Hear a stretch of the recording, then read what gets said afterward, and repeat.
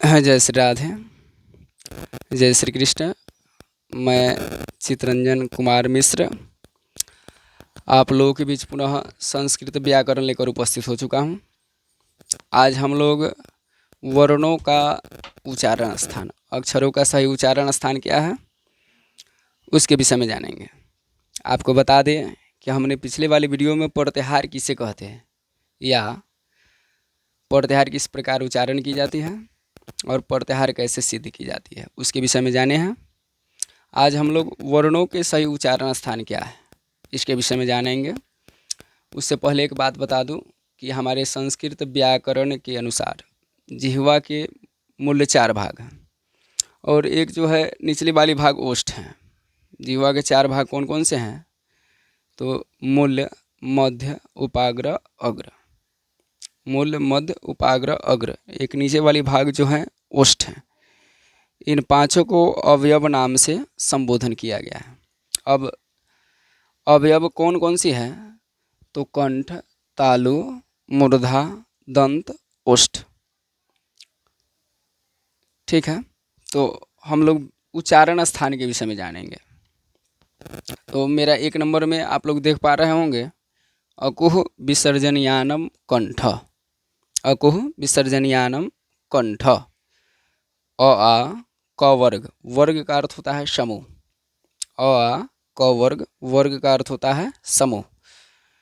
अब क वर्ग के अंतर्गत यानी कि कौन कौन से वर्ण आएंगे तो क, ख, ग, घ, अंग। अंग, ह और विसर्ग। यहाँ विसर्ग दी गई है तो अक्षरों के साथ 2 बिंदु लगाकर हम विसर्ग लिखते हैं। इन सभी का उच्चारण स्थान कंठ है, अतः इन्हें कंठ वर्ण कहते हैं। इन सभी को उच्चारण करके हम देख पा रहे होंगे कि हमारी ध्वनि कहाँ से उत्पन्न हो रही है। उसके बाद है 2 नंबर में ईचु यसानम तालु। ईचु यसानम तालु। हर्षई चु अर्थात च वर्ग। अब च वर्ग के अंतर्गत क्या क्या आते हैं तो च, छ, ज, झ, य। च वर्ग, य और तालाबे स का उच्चारण स्थान तालु है। तालाबे स का उच्चारण स्थान तालु है। तालु हमारी मुख की ऊपरी वाली भाग उच्चारण करके हम देख पा रहे होंगे, अतः इन्हें तालव्य वर्ण कहा जाता है। अतः इन्हें तालव्य वर्ण संबोधन की जाती है। उसके बाद है 3 नंबर में ऋतु रसानम मूर्धा। ऋतु अर्थात ट वर्ग। ट वर्ग के अंतर्गत आएंगे ट, ठ, ड, ढ, अड़। ट वर्ग, र और मूर्धन्य स का उच्चारण स्थान मूर्धा। मूर्धा मतलब मुख, अतः इन्हें मूर्धन्य वर्ण भी कहा जाता है। 4 नंबर में आप दोनों को देख पा रहे होंगे ऋतु लसानम दंत। ऋतु लसानम दंत। लिरि त वर्ग। लिरि त वर्ग। त वर्ग के अंतर्गत आएंगे त, थ, द, ध, न। ल और दंती स का उच्चारण स्थान दंत है। दंती स का उच्चारण स्थान दंत है।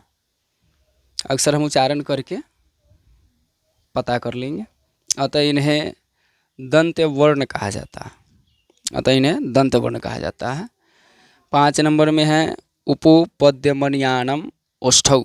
उपोपद्यमणियानम ओष्ठौ अर्थात हर्षौ दीर्घौ प वर्ग।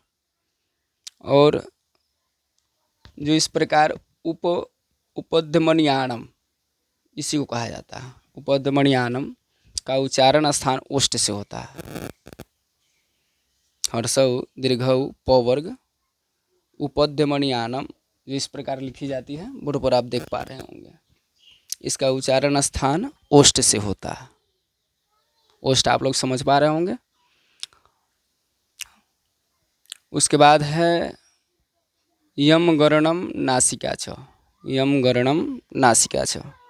वर्गों के पंचम वर्ण, वर्गों के पंचम वर्ग जो है य, म, अंग, अड़ और न।